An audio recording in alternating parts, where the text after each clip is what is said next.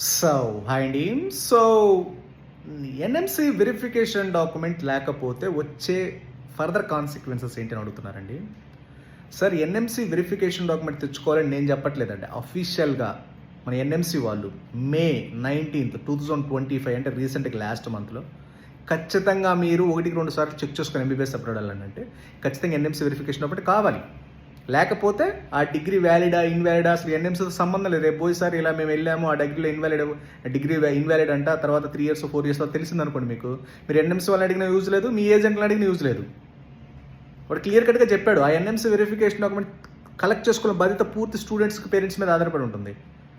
మీరు offers, discounts, free flight టికెట్లు, తర్వాత ఇండియన్ ఫుడ్లు, ఇండియన్ మెస్లు అని ఇలా ప్లాన్ చేసుకోవద్దు. ఎప్పుడు కూడా డాక్యుమెంటేషన్ ప్రూఫ్ చెక్ చేసుకోండి. ప్రాపర్ డాక్యుమెంటేషన్ 100% చెక్ చేసుకుంటే ఆ డిగ్రీ వ్యాలిడ్ అవుతుంది. అదర్వైజ్ ద డిగ్రీస్ ఇన్వాలిడ్ అవ్వడానికి 100% ఛాన్సెస్ ఉంటుంది. ఎగ్జాంపుల్ ఫిలిపీన్సే. ఓకేనండి.